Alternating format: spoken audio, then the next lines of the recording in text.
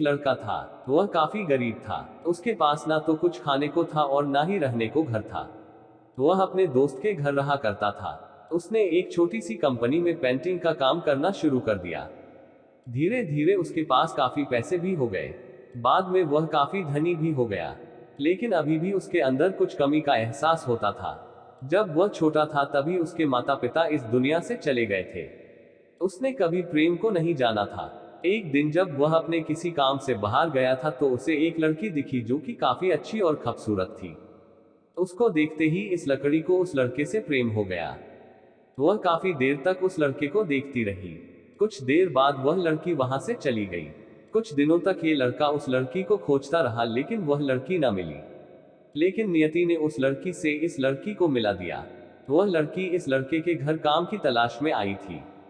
लड़के ने लड़की को तुरंत घर के काम के लिए रख लिया। जब वह लड़की इस लड़के इस मिलने आई थी तो उस समय इस लड़के ने कुछ शब्द भी साफ से नहीं बोल पा रहा था, जिससे लड़की को लगा कि यह लड़का गूंगा है। लड़का भी जान गया था कि यह लड़की हमें गूंगा समझती है। इसके साथ ही साथ ये लड़की समझ गई थी कि यह लड़का इस घर का नौकर है ना कि मालिक है।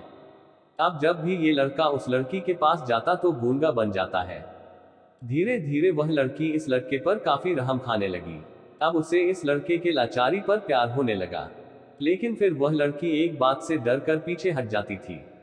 इस लड़की के भी माता पिता बचपन में ही मर चुके थे। इस लड़की को इसके चाचा ने पाला था और वह चाहता था कि वह जब तक जिंदा रहे ये लड़की उसके खाने और पीने का पैसा दे। लड़की का प्रेम हद से भी बाहर जाने लगा।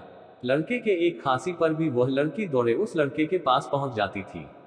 अब लड़का भी समझ गया कि इस लड़की को मुझसे प्रेम हो गया है। लड़का भी बहुत ज्यादा उस लड़की से प्रेम करता था।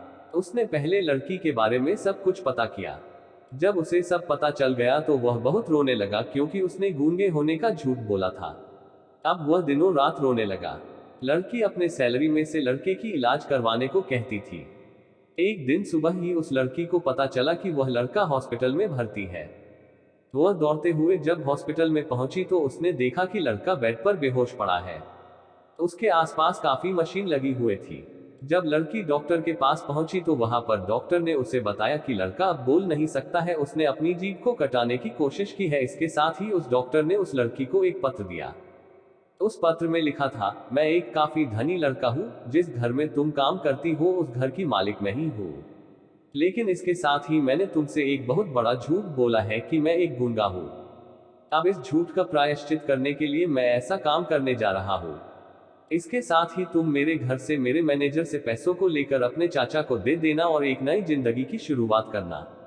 अगर हो सके तो मुझे माफ कर देना, तुम्हारा दोषी। इस पत्र को पढ़ने के बाद उस लड़की के आंख आंसू से भर आए। वह दौड़ते हुए मंदिर में गई। उसने भगवान के सामने कसम खाया कि जब तक वह लड़का बोलने नहीं लगता है तब तक वह कुछ नहीं खाएगी, भले ही वह मर क्यों न जाए। इधर डॉक्टर भी उस लड़के की इलाज कर रहे थे। ईश्वर ने दोनों के मन की बात काबूल कर लिए और अब लड़का बोलने लगा। लेकिन वह अपनी याददाश्त को खो गया। अब उसे कुछ भी नहीं याद था।